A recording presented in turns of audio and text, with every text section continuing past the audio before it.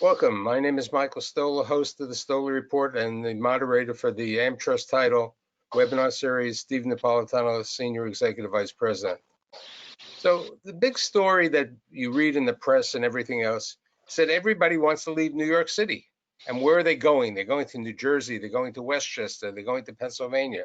So today, with the help of my executive producer, Ms. Deborah Tantler, we have a group of individuals who are in the development business of residential rental and rental sales units, predominantly in New Jersey, with a little mixture in Pennsylvania and New York, to provide their insight.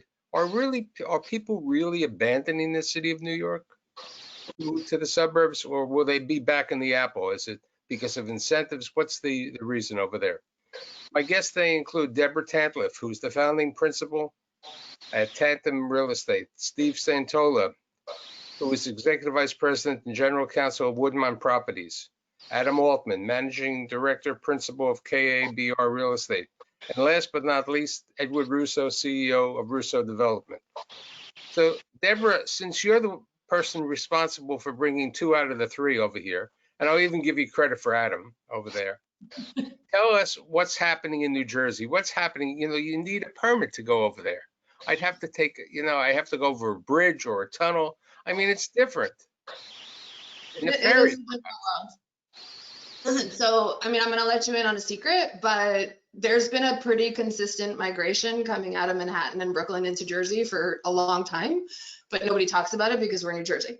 And so I would argue that COVID has exaggerated the dynamics that we're already experiencing in the market. And there's certainly an uptick in that flow of traffic coming west out of Manhattan. I think generally there's kind of a couple of buckets. You had some of the young couples who did a summer rental down at the Jersey Shore, right? You had the young millennial moving out of the city and moving home to their parents. Do they come back? Do they decide they stay in suburbia? Do they come back to a different type of apartment, instead of a roommate situation?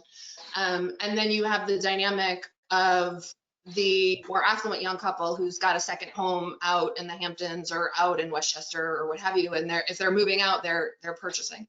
So there's definitely an increase from the boroughs, but I would also make the argument that as you move through New Jersey, you're seeing a flow of people coming from urban markets in New Jersey moving further south or west. So I've seen as much traffic coming out of Hoboken and Jersey City down to my property in Red Bank out in Monmouth County as I do seeing it coming out of the city, because it's that sentiment of the dense urban living and where are you going to get more space, where are you going to get more open space.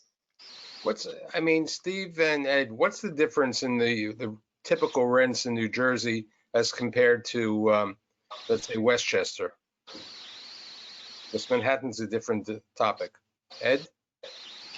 I would say that there's got to be, for comparable product in terms of size and quality, at least 20 to 25% difference in cost. Now, I'm speaking more for the type of projects that we build, which are generally, more moderately priced. We're not building a lot along the New Jersey waterfront. Most of our New Jersey communities are more suburban in nature, more blue collar neighborhoods. And, in those communities throughout Bergen, Hudson, Union counties, we're often priced in normal times pre-COVID as a 25 to 30% discount to, some of the more luxury markets on the waterfront. I would suspect that discount is comparable to, Westchester as well. Adam, since you've developed in Jersey City and then you recently sold the property in McKinley Square, what's the differential between New York City and Jersey City today? The difference between Jersey City and New York City is still 30 to 40%. So they've kind of moved down together and they move up together. Although I will say that Jersey City, while it has experienced some softness, it has not equated to the softness that New York City has been experiencing. When I talk to my friends and co-owners in the New York City market, Jersey City is faring much better. And in terms of the differential, we own Gold Coast, Jersey City. We own downtown Stamford. Stamford, a luxury building that in downtown Jersey City would be, $50 a foot today. In Stamford is like 35 bucks a foot, 36 bucks a foot. So Stamford, it represents a pretty good value relative to Jersey City, which represents still a very good value to New York City, but they've all had some softness as a result of a lot of the renters saying, you know what, I'm going to go back in with mom and dad, or I'm not going to go to school this semester. I'm going to go to school from home. Or if they were working, or thinking about buying a house, as Deborah said, that process has been accelerated, and they went from renting to replacing that rent with historically low interest rates. They're replacing that rent line with buying a home, and very often a affordable home somewhere in the suburbs that's further west or south than where they are living currently. So when you're talking about buying a home, the only one really who's building homes, I believe, is Steve, correct? Ed, you're only building rentals. That's correct. And we build townhomes as well, not single families though. Right. So what's now, are you seeing people, of the baby boomer age relocating from the city, or are you seeing people downsizing who are on the baby boomers, Steve, in your properties? I think we're the biggest exodus. I think the research that's been done reflects it, are younger families and students that have really led the exodus out of Manhattan. And I think Deb made the point, which I agree with across the board as far as COVID is, it's been an accelerant for everything, right? I mean, JCPenney was going out of business eventually, but it accelerated it. The local restaurant that in your town that was barely hanging on, that maybe the food wasn't great or the service wasn't great, that's been accelerated out. And so I think there were younger families in Manhattan or even Jersey City and Hoboken that thought they would move out, and this created an opportunity for them to say, you know what, let's not wait the year or two. Let's go looking this weekend and see what we can find out in the suburbs.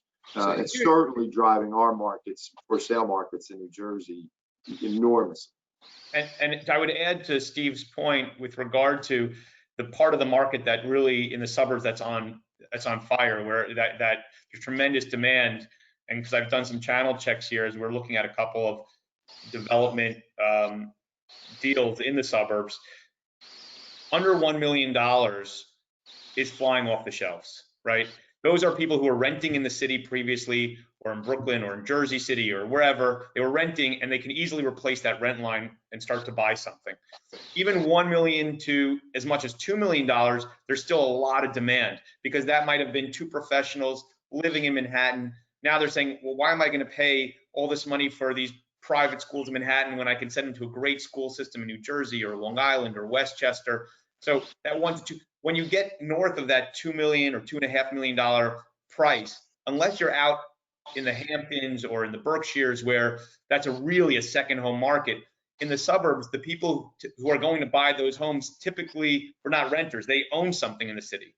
And those people aren't selling things in the city that quickly. Those people are maybe taking a hiatus from the city. Maybe they're staying indoors more. Maybe they're not going to their local restaurant as much. The city will come back. COVID is not the risk to New York City. The risk to New York City is the political system, that the crisis that New York is facing.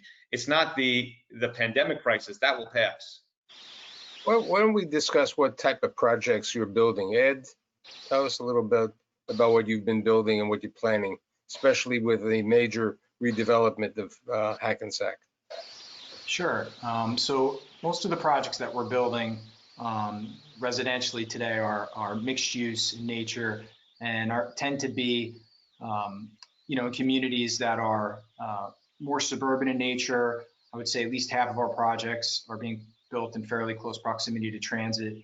We're not very active along the New Jersey waterfront. We're generally building a little further inland in places like Hackensack or other similar communities. Western Hudson County, close to Newark, places like Harrison and Kearney Township. We have a project in downtown Newark that we're getting ready to start. Several projects throughout Middlesex County. I mean, at any point in time, we generally have close to, 1,800 to 2,000 units in vertical construction, all in similar type demographic areas. And what I would say, sort of broadly across our projects, we've definitely seen a bump in traffic from, as Deb pointed out before, not only migration from the city, but also from urban areas along the waterfront. It's interesting talking to residents that, we're seeing now that normally we wouldn't pre-COVID. I think the overwhelming majority of them intend to move back to the city, in the not too distant future. I mean, the big question is, how long will it take for people to feel comfortable moving back? I think, to Adam's point about the home market, seeing how unbelievably compelling borrowing rates are right now, and the value that some suburban New Jersey communities provide today. People that are spending $1 million+ to buy a home, that can afford to, move just about anywhere they want. I mean, be interesting to see how many of those people make their way back to the city. I mean, it seems like there's a good percentage of them that will remain. But I think the renting bump that we're seeing right now is likely, likely short term. Steve, tell us about what Woodmont is doing.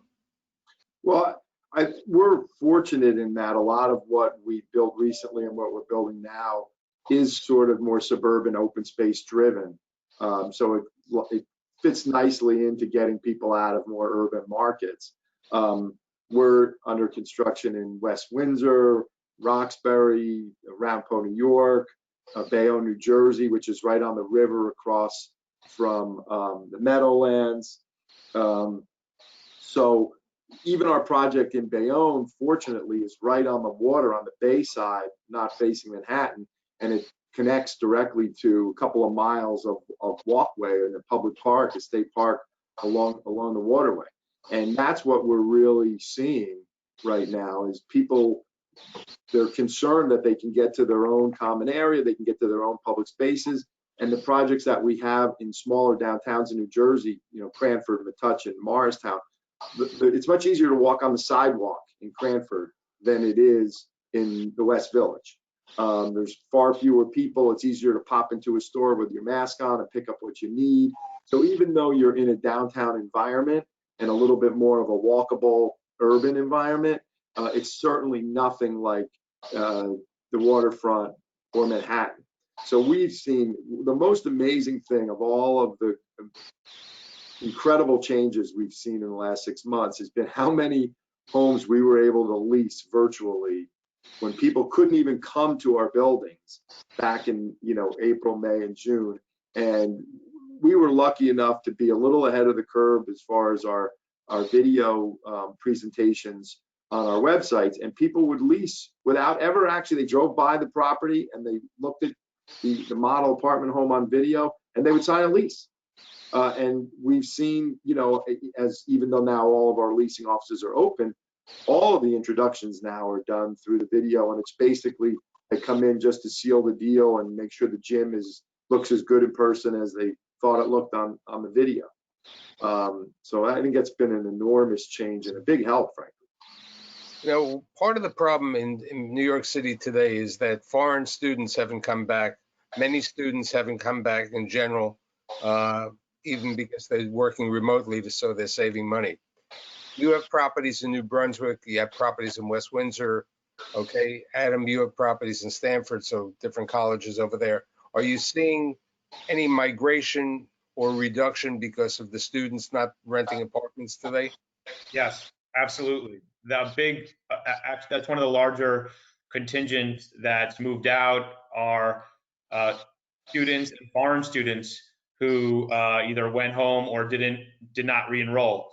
So that's also a group that I would anticipate comes back. There's something very different about attending university in person and via WebEx or Zoom or one of these things. So that's a part of the demographic population that absolutely has showing softness, and that's also part of the population that I think will return, when this pandemic begins to resolve itself. You know, we've Steve, seen, is it? Yeah, Ed?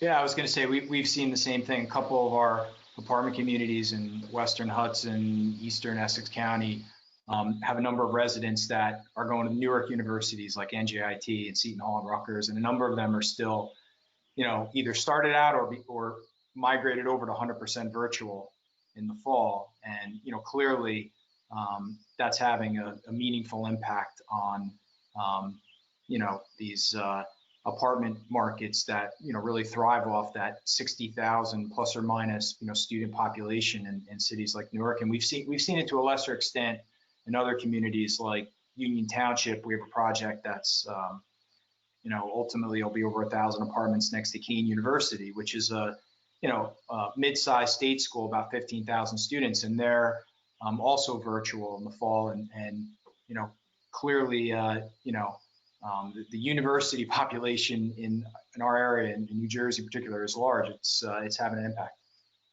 And, What about with regard to senior housing?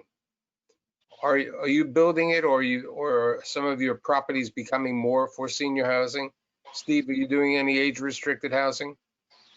Well, we've found for a while now that 20% or so across the board of our communities are 55 and over demographically. It's a great stopover for somebody who sells their home, doesn't know what they want to do next, so they got to move to Florida or move to the beach. And so we've always seen that sort of top 20, even in some communities, 25%. We don't have any active adult now, but we have recently made a move to what we call Woodmont Senior, but it's a little older than 55 plus. It's a continuum of care, starting with independent living and then moving to assisted living and then in memory care. So you're creating a PRC? It's similar than that, but it's a different business model. There's no life estate involved and so on. And we have a number of sites under contract that are in development. We haven't built any of those yet, but we've learned a lot. I think everybody in the senior world has learned a lot through the COVID crisis as far as what to do and what not to do. What develop, you know, how, not only just the HVAC and some of the more scientific elements of it, but even how the common areas work, how the room sizes work, how the staffing should be set up. So we feel like the lessons learned through the last 7 months, and that will be continued to learn as the research spills out over what were the causes, what were the accelerants, and so on, will really help us create a safer, more desirable senior project. Deb, tell us about what you're doing today. I know you're building in Red Bank, Jersey City, other places, different types, even for veterans. Yeah, so, you know, we do our own projects as well as a host of third-party advisory services. So, you know, as a model, we really kind of focus on a little bit more boutique scale asset where, you know, we bring a trend of urbanizing suburbia into, you know, an upscale New Jersey downtown and build a community that is more boutique in nature, you know, 20, 30, 40 units. And by doing that, there's an opportunity to naturally brand the asset and market to a baby boomer demographic or a downsizer demographic. So as an example, my property in Red Bank, we had very little turnover in this cycle. And part of that is because the renter that we targeted and went after was a renter who really is not interested in moving every year just because there might be a new building down the street. And so I think that as New Jersey continues to get its hands around housing inventory, there will be a greater need and a greater pool of these more boutique scale projects. You know, we're currently working on an affordable veteran housing project in Jersey City. That is not at all going to be affected by COVID. Those are subsidized rents, and those renters are going to need places regardless. You know, the properties that we're working on, the projects in Summit, is geared to a more upscale baby boomer. We're working on a workforce housing project in Hackensack. And so I think what we're all kind of talking around is who the end user is and who our demographic is, right? And so for a Class A asset, when I say our, I mean collectively the panelists here, our resident base has a pretty stable household income and a pretty stable base of disposable income. And so even in the shift in the office climate, and are people going to work? Are they working from home? Are they working less? It's a different tranche of the resident sector than might be in a market where it's a much more workforce housing market, an executive assistant, bartenders, waiters, and that type of clientele who, from a lifestyle perspective is more limited in being able to plan out in the future. And so I think the shift that we are collectively going to see is, Adam's right, people are going to go back to school. The difference is New Jersey was historically a value play, right? I could come to Jersey, I could get a lot more space, and I could pay a lot less money. And I think what this is exposing is that this is as much about a lifestyle play as it is about value. Because to Adam's point earlier, our rents might be adjusting, but not at the same rate that we used to adjust in relation to Manhattan. When you talk about lifestyle, this relates to, since people are working from home, and it looks like people will continue to work from home to a certain level, even after the vaccine and everything else. Are you seeing people renting larger apartments than they did before so they could have this additional privacy for their own workspace? Ed? Yeah, we're definitely seeing some residents that, after having to work from home for the last 4 or 5 months, are no longer thrilled about living in a 500, square foot studio and would rather, upsize if they can afford it. I think the bigger trend that we're seeing now, and we're clearly renting more larger units, especially 2-bedroom, 3-bedroom units than we were pre-COVID. I think it's a function of where the traffic is coming from and what they're used to. A lot of the New York City traffic, for example, coming out of, a much more expensive apartment, isn't going to rent, a studio or 1-bedroom apartment in New Jersey. They want the largest, nicest unit that they can find. That's definitely having an impact on, what we're seeing leasing wise currently. And it's also impacting how we design projects that we are, building now or will be building in the short term. Whether there'll be a, return to the race to get units smaller, which, pre-COVID, there was a lot of, momentum in the market towards more efficient space planning and micro units and continually, squeezing space out of apartments. Whether that's going to come back, I think is a big question. Well, and think about also what the other side of that was. So smaller units and more amenities.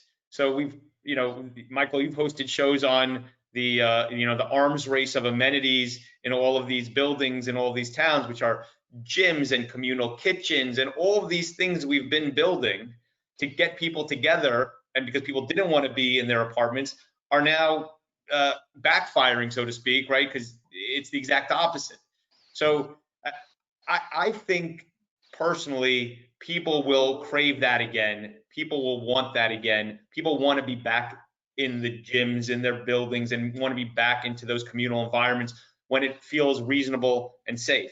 I think it's also why some of the buildings on the waterfront or in New York City are suffering, because if you can't do those things, if you can't use all of those communal features that people traditionally crave, that interpersonal activity that people traditionally, want, if that doesn't exist, then, what's the point of being in that, more expensive, beautiful high-rise building, right? If you can't use any of those wonderful amenities, maybe it's better to sit it out and save your dollars until that part of the environment comes back. So I think it will come back. I think people have short memories. Here's a comment, since most of you have been building, as we would call, transit-oriented development. Safety is important, but right now people are a little worried about the safety on the transit-oriented developments, New Jersey Transit, the buses, and so on.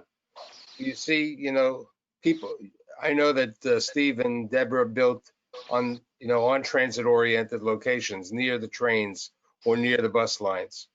Do you think people are going to be driving into the city, or people are driving more of the places? Or when you're building your properties, are you building with more parking spots today than you did before? Because people aren't taking Uber. My biggest concern for transit-oriented projects is what is the real parking requirement that needs to be delivered? And that is a function of the town you're in and how efficient that train line is or where it's taking you, and is it a direct line or not? But I do think that the shift of people driving, you know, the trend that we had to rideshare was going in the right direction, and I think that that will continue, but I think that the commuter pattern is going to change. And so how quickly do we revert back to the way that we were? That I don't know. I agree. I think renters have a short memory.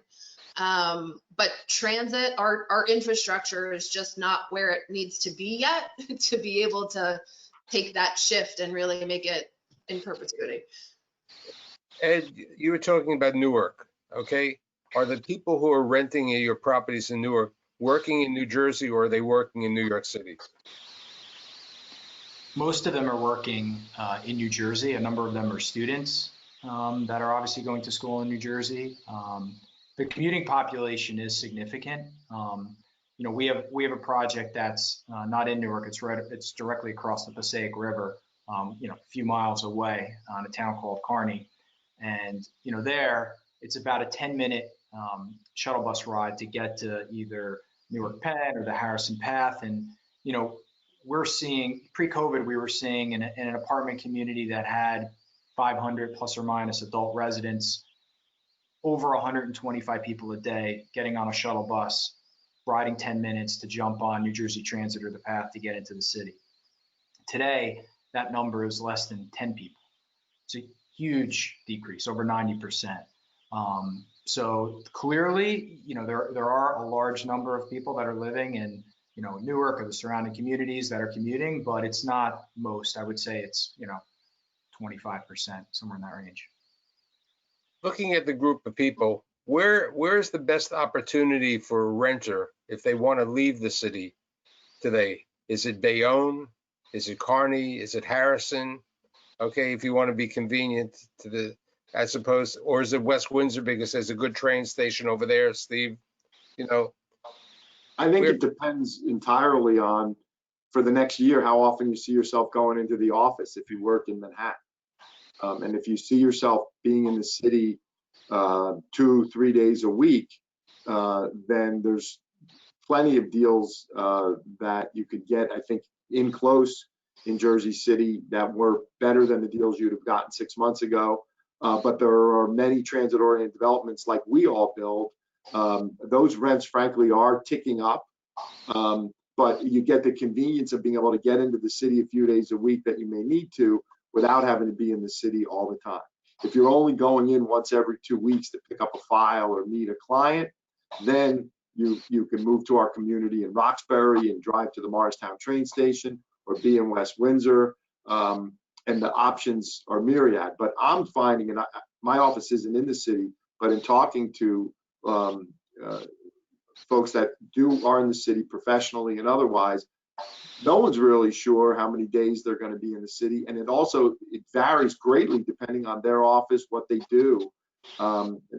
Anecdotally, my own son, whose office is in Manhattan, he moved, he lost his lease expired in June, and he was locked out of his office. So he said, well, I'm not going to pay any rent anymore. He moved home with us for several months.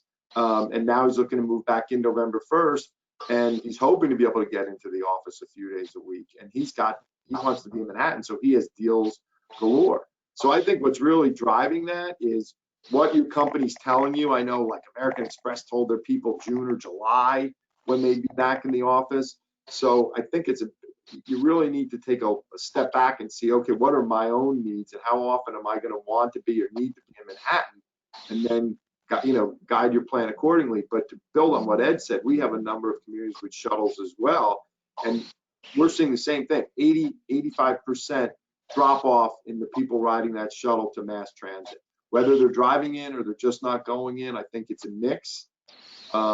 And whether or not we're going to have to build more parking, structured parking is enormously expensive, right? So are we going to build extra structured parking for what may be another 18 months? And then the community 30 years from now is going to have all of this very expensive unused structured parking. So the near term versus the long term, I don't think matches up right now, and that's forcing some really tough decisions. I think that people can make a big mistake now by pivoting their business as if the pandemic is going to last ad infinitum, right? By the time they deliver product that you go into the ground on now, ostensibly past this. So we actually have a tenant that reconfigured all of their construction, a retail tenant, a restaurant tenant, to cater to the pandemic need the restaurant must cater to. And I think, and I said to them, by the time you're done with this construction, we're going to be past this thing. So, you know, and I think as developers, you know, while you might have product right now that's not doing as well as you'd like, it's a great time to be delivering, to be building and getting ready to deliver. I think Adam just made a really good point. We've been talking about amenities and outdoor spaces and common areas, but so many of what's being built in the downtowns and in the transit-oriented scenario or mixed-use projects that sought a retail component at grade where there'd be a cool bar and a place to grab sundries and maybe do your dry cleaning. And so as strong and as lucky as we feel about our residential rents and our percentages of rent collection, the exact opposite is true in service-oriented retail, right? If you have a fitness, anything to do with fitness, health and beauty, or restaurant, food and bev, they are not paying full rent. You know, you're doing whatever you can to try and keep them there, keep them alive. Who wants to have to go find another tenant, as Adam points out, when all this is over? So we, I think in our business, particularly in New Jersey, we've come to view that retail at grade as sort of another amenity, right? It's not the income source that it once was, but it really can help you sell and drive rents in the residential portion of the community. And those are really, really hurting right now. And it's forcing a lot of decisions by landlords as to how to deal with it. So Adam, you're the person in Stamford. What are you seeing in Stamford taking place? So Stamford, I actually think offers tremendous value as a place because you have, what we're seeing is the people who are coming to look to rent now, new renters at 65 Bay in Jersey City or 66 Summer in Stamford. They're people who want to keep one foot in the city life, or they work in the city and they want to have the flexibility of being in the suburbs, of maybe keeping a car there cheaper, of being able to drive upstate or somewhere else on the weekends because they're doing more things outdoors. So we are seeing a lot of renters come from the city. And we're seeing people who are more New Jersey based who are working further west or south, going and living further west and south. So we're actually a net beneficiary in those properties of some migration out of the city, even amidst the softness. Steve, you have properties in Pennsylvania. Is it a totally different market in the Pennsylvania properties?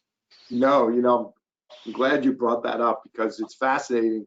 For years, we own probably a little over 1,000 apartments in the Lehigh Valley. And for years, the number one percentage of our renters were from Pennsylvania. The second cohort was from New Jersey, and a distant third was New York. Well, we did a study recently, and from June to September, New York went into second place in our Pennsylvania communities, and probably 15 to 16% of our new leases were done with New York residents in the Lehigh Valley.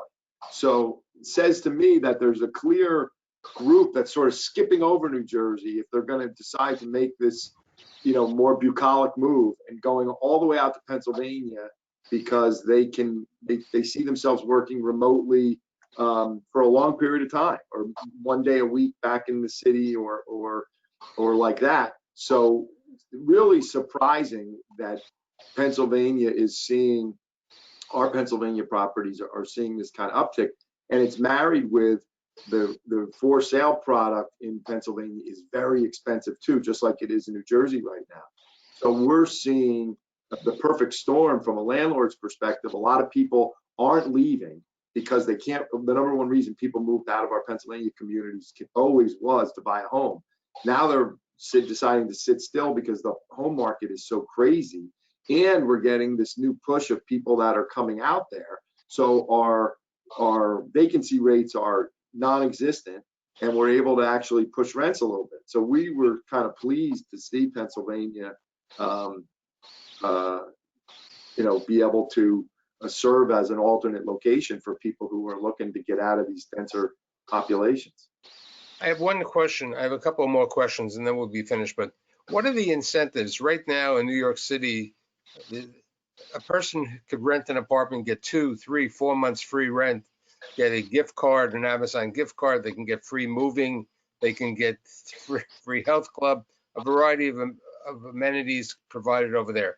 What type of incentives do you give? 1 month free rent? Do you give them a free parking space for a month? What are you giving away to secure the tenant? Ed, Steve, and then Deborah and Adam.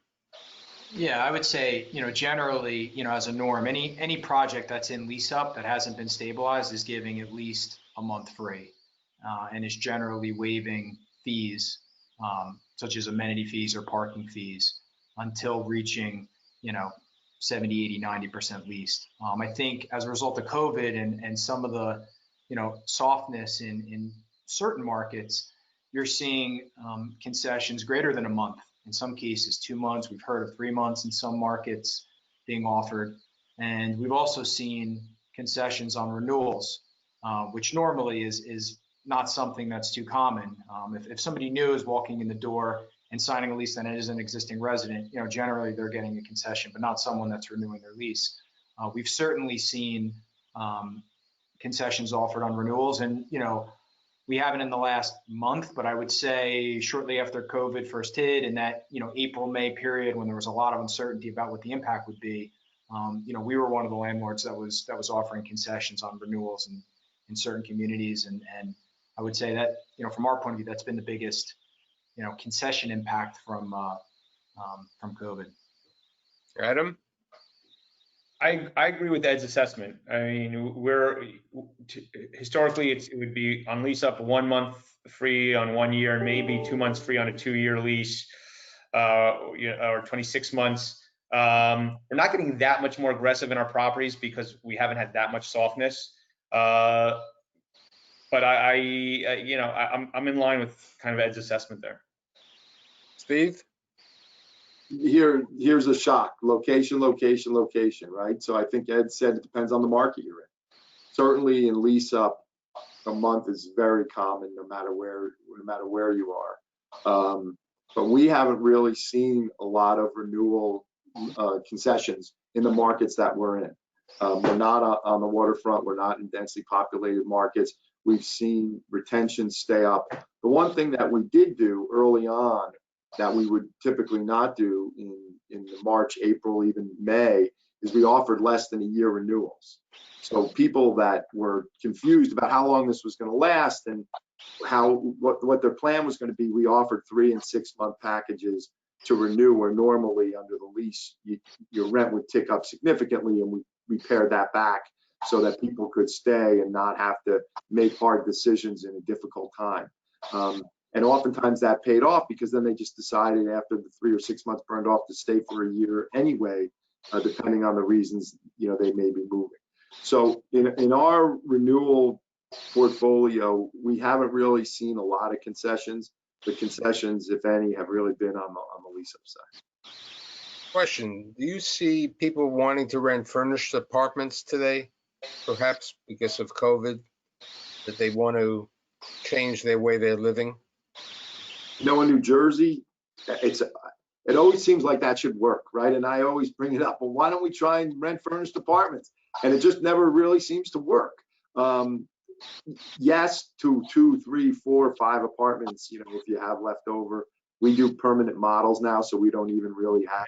We used to lease the model at the end of lease up, but now we found it better to just keep the model 365 days a year. So we have played around with that. We haven't, I don't think, seen a real demand for that in COVID. And I would like to think someday fully leased apartments would be more popular, but other than corporate stuff, right, where you're where you're leasing 5 units to a corporation and they need Right. to be rented because somebody's coming in for a period of time. That is an exception. We haven't seen a lot of that. I think people want their own stuff during COVID more than ever, right? You don't want anyone else's stuff, right? You don't know where it's been and who's been on it and what it, so Right. if anything, the trend we were seeing pre-COVID, which I think I'm a believer in longer term, is smaller units that had certain built-in furniture flexibility that allowed people to maximize the efficiency of the space. That is not a piece of furniture that they could buy at, a Pottery Barn or wherever. One last question. One of the phenomena that was taking place before pre-COVID was co-living. Are you seeing co-living? I know there was some co-living in Jersey City or co-living in other markets. I'm not sure you people were involved with it, but what do you think about the concept of co-living, especially now with COVID? Deb? So I was never really a fan of co-living. I was never really a fan of micro units. I think that they are meant for very specific isolated buildings in very specific locations, right on top of the path in Jersey City. I never thought it was a very sustainable trend for New Jersey, and post-COVID, I don't see it making a comeback. Anyone else, Ed or Steve or Adam, on this? I do think that I'm co-living with my wife and kids now. They're not used to seeing co-living here so often. They don't know what this guy is on the couch is doing all the time. So I'm a co-liver now. The answer is I think there is a place for co-living and co-working in the right location, in the right context. Moving all valuations and names of companies aside, I think there is a place for it. Actually, I mean, listen, it's called student housing, right? That's co-living. It's called dorms. It's and I think people enjoy it for a certain part and time of their life. I think some of you are doing co-living with dorms in a manner of the Kearney, Bayonne, Newark type of properties as it is. I'd like to thank the New Jersey people. Adam, I'm considering you New Jersey and Westchester. Deborah, for bringing people to talk about what's happening in the suburbs, which I hope to have you all on my show, perhaps in a couple of months, to talk about specifically a New Jersey show. I'd like to thank Adam, Ed, Steve, Deborah, and thank you again. See you soon. Thanks, Michael. Michael. Thanks, Michael. Pleasure. Everybody. Take care.